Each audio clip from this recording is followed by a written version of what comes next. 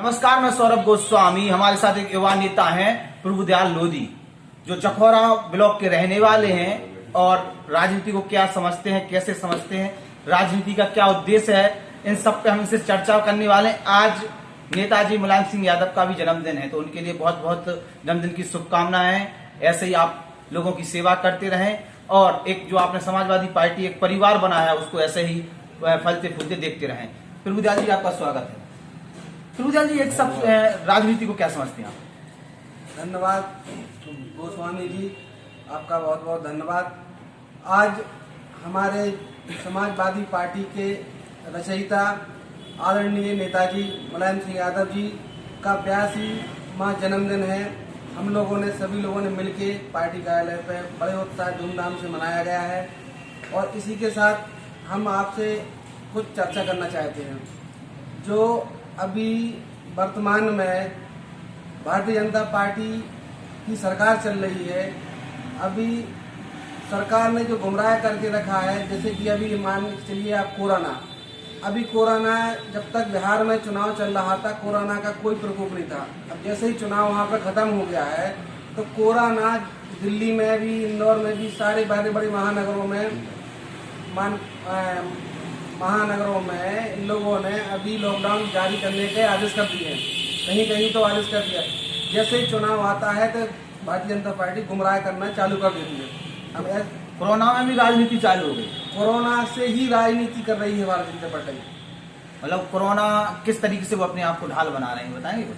जी, corona का उनने एक पैसे कमाने का जरिया बना लिया है और पब्लिक को एक साथ बैठा लॉकडाउन करने से उनको दबाव बनाते हैं। दबाव बना के बाद अपना काम करती है भारतीय जनता पार्टी। लोगों के विपरीत दबाव बना के अपना काम करना बहुत भली भांति वो जानती है। मतलब आपका कहना यह है कि कोरोना के आड़ में या कोरोना को इस तरीके से ढाल बना दिया कि ना तो अर्थव्यवस्था की कोई चर्चा करें, लोगों को लिए डरा दिया जाए कार्रवाई के उस पर के कोरोना गाइडलाइंस का उल्लंघन कर रहे हैं। ये सब चीजें सामने देखने को मिल रही और आपको बता दें कि चुनाव के पहले कोरोना के आंकड़े कुछ और थे, आज आंकड़े और कुछ हो गए और अब फिर से मीडिया के रिडार पर कोरोना एक बार फिर आ चुका है और सुबह से शाम तक आप खबरें देख रहे होंगे कोरोना के बारे में और नेताओं का भी फोकस अब कोरोना की तरफ हो गया है। यही कोरोना जो चुनाव में भाषण दिए गए हैं, जो दावे किए गए हैं, जो वादे किए गए हैं, उनको निभाने में या ना निभाने में बहुत कारगर सिद्ध होगा। प्रभुदयाल जी, राजनीति को कैसे समझते हैं? किस तरीके की राजनीति होनी चाहिए और आज मौजूदा राजनीति कैसी है? राजनीति निष्पक्ष होना चाहिए। अभी हमने देखा है कि भारतवर्ष का संविधान को लेके हम लोग मानते हैं, संविधान को बहुत मानते हैं, लेकिन संविधान को भारतीय जनता पार्टी ने 1% संविधान के लिए हम तो मानते हैं संविधान का उन्होंने खून किया है और हमारे भारत में संविधान सबसे आगे मानते हैं। लोकतंत्र में संविधान सर्वोपरि होता है और संविधान का उल्लंघन करती हुई नजर आ रही है भारतीय जनता पार्टी। प्रभुदयाल जी का कहना है, हम उन्हीं की भाषा को आप तक पहुंचाने की कोशिश कर रहे हैं। प्रभुदयाल जी, जब ग्राम प्रधानी के चुनाव सामने हैं, जिला पंचायत के चुनाव सामने हैं, ब्लॉक प्रमुख के चुनाव सामने हैं और क्योंकि गांव क्षेत्र में ये जो पद हैं ये बड़े पावरफुल पद माने जाते हैं और देश के प्रधानमंत्री भी कहते हैं कि प्रधानमंत्री से बड़ा प्रधान।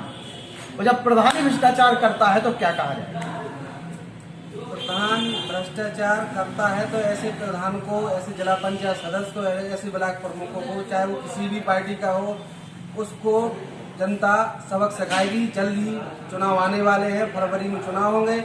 ऐसे भ्रष्ट लोगों को, प्रधान लोगों को या जिला पंचायत सदस्यों को जनता उनको जल्द से जल्द सबक सिखाने वाली है। तो जिला पंचायत चुनाव आते हैं तो लोग सक्रिय हो जाते हैं। कई नेता जिन्हें कोई जानते ही नहीं है, वो अपने आप में कोट पैंट पहन के तैयार होकर निकल आते हैं। अब ऐसे नेताओं के बारे में क्या कहेंगे?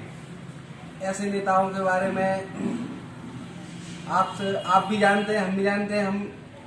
और ऐसे नेताओं का कोई महत्वपूर्ण जगह नहीं होती है।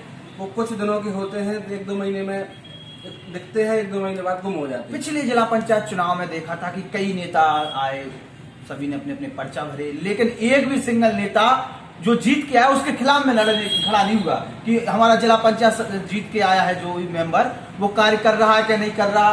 प्रधान जैसे जीत के आते हैं तो विपक्ष के जो लोग होते हैं वो भी आवाज नहीं उठा पाते हैं। क्या कारण है? आखिर ऐसी क्या साठगांठ होती है जीतने के बाद सभी नेताजी के साथ खड़े हो जाते हैं? अनियमितताओं पर पर्दा डालने के लिए लग जाते हैं। मैं किसी का विरोध और किसी का अनुयायी नहीं हूँ। मैं आपसे इतना कहना चाहता हूँ कि जितने लोग प्रत्याशी जिला पंचायत सदस्य हो या प्रधान बनना चाहते हो और जो काम कर रहे हो, जो ईमानदारी से काम कर रहे हैं, उन लोगों को पब्लिक से इतना निवेदन है, उन्हीं लोगों का वोट करें जो आपके साथ खड़े रहें, आपकी मदद करें, आपके साथ रहें। युवा पीढ़ी को नहीं आना चाहिए, हमेशा कोई बूढ़े बिना शकल के आधे खड़े नजर आते हैं। बिल्कुल बिल्कुल, इस बात से आपकी बात से हम। और वो कई तो उसमें से कई लोग तो बहुत बड़े क्रिमिनल हैं। जी जी, ये पार्टी ने भी गाइडलाइन जारी की है, अभी उस पर शासनादेश उनका जारी नहीं हो पा रहा था कि हाई स्कूल इंटर पास के लिए ही अभी उन्होंने जारी किया था, लेकिन अभी उत्तर प्रदेश में लागू नहीं हुआ। तो पार्टी अपने स्तर पे तो कार्य कर सकती है कि नहीं, हम तो जो भी अपने जिसको टिकट देंगे या जिसको अपने सिंबल पे लड़ाएंगे उसके लिए योग्यता इतनी चाहिए। भारतीय जनता पार्टी के लोग और पार्टी उत्तर प्रदेश में योगी सरकार जो चला रही है, ठीक है, पुलिस वाला गुंडा बाकी के उन लोगों ने जो अपनी मानसिकताओं को बदलाव किया है, एक दूसरों में हिंदू मुस्लिम करती रहती है। अभी आप देखना, जैसे कि 2022 में चुनाव आने वाला है जी, हिंदू मुस्लिम का इनका प्रकरण चालू हो जाएगा जी, और ये लोग पब्लिक के लोगों को मूर्ख बनाते हैं। उनको इनकी नीति यही है कि हिंदू मुस्लिम लड़ाओ, अपना काम बनाओ। तो राष्ट्रवाद के नाम पे वोट बटोर रहे, राष्ट्रवाद के नाम पे। विकास कहाँ चला गया? विकास तो चला गया, पता ही नहीं चला। विकास का तो है ही नाम ही नहीं है, हिंदू मुस्लिम नाम आता है। विकास के नाम पे वोट लिए जा रहे थे, अब हिंदू मुस्लिम पे आ रहे हैं। हिंदू मुस्लिम पे वोट, उनका विकास तो हो ही नहीं है। हमारे माननीय आदरणीय अखिलेश जी यादव के जितने भी कार्य किए गए थे उनके फीता काटे अभी तक इन्हें 5 साल और काम करना इनको बिल्कुल भी, मैं तो मानता हूँ योगी जी। अच्छा प्रभुदयाल जी, कोई ऐसी स्कीम जो योगी सरकार की आपको याद होगी, एक सिंगल स्कीम योगी सरकार की? योगी सरकार की नीतियाँ थी बेटी बचाओ बेटी पढ़ाओ, अभी वो तो मोदी जी की है। मोदी जी हो है योगी जी हो, मोदी जी की स्कीम तो आदमी को याद है। आप योगी आदित्यनाथ की स्कीम के बारे में बताओ, उसकी कमियां बताएं। उनकी कमियां है, स्कीम की कमियां बताएं, कोई अगर स्कीम हो तो। अच्छा गोस्वामी जी, मैं आपसे एक बात कह रहा हूँ, अभी आंकड़े उठा के देख लीजिए उत्तर प्रदेश सरकार में, अखिलेश जी की सरकार में और अभी योगी जी की सरकार में अत्याचार, मर्डर, बलात्कार जैसी कई असीम समस्याओं से उत्तर प्रदेश जूझ रहा है। हम तो कहते हैं ऐसी सरकार को, ऐसे भ्रष्ट सरकार को जल्द से जल्द 2022 में हटाने का प्रयास है हम लोगों का, और जनता भी निश्चित प्रण कर चुकी है कि ऐसे भ्रष्ट लोगों को जल्द से जल्द हटाया जाएगा। प्रभुदयाल लोधी जी हमसे बात कर रहे हैं, आखिरी प्रश्न और लेंगे प्रभुदयाल जी आपसे। अगर जनता ने चाहा कि आप जिला पंचायत का चुनाव लड़िए तो क्या रणनीति रहेगी, क्या प्लानिंग रहेगी? जनता अगर कहती है तो? जनता यदि चाहती है कि हम चुनाव लड़ें तो जनता के प्रति हम उनके काम कर चुके होंगे या काम उनके भरोसे पे हम खरे उतरे होंगे, तो जनता चाहेगी तो हम लड़ेंगे। अंततः हम इस प्रकार से जो भ्रष्ट लोगों के साथ हम नया ना रहना चाहते हैं और नया ऐसा काम करना चाहते हैं। अगर आप अगर जीत के आए तो क्या करेंगे, कुछ प्लानिंग बताएंगे अपने क्षेत्र के लिए? आपको तो प्लानिंग हमारी है, जब जीत के आएंगे तो लोगों को कहना नहीं पड़ेगा, और लोगों के लिए एक बार फिर हम कहते हैं कि लोगों के दिल में ऐसा जगह बना देंगे काम करके, उनके साथ उनकी सेवा करके, कि लोगों के प्रति हमारा ही नाम उनके दिलो दिमाग में रहेगा। आप पहले से ही राजनीति में सक्रिय हैं, लोगों से उठना बैठना पहले से ही संपर्क में है आपका? तो हाँ जी बिल्कुल है, हम लोगों के प्रति लोगों के साथ रहते हैं, लोगों के साथ जुड़ते हैं और लोगों के सेवा भाव में हमेशा आगे रहते हैं। हमारी समाजवादी पार्टी के जितने भी लोग हैं कार्यकर्ता, गरीबों को, दलितों को, इनके साथ हमेशा ही समाजवादी पार्टी के लोग खड़े रहते हैं और आगे भी खड़े रहेंगे।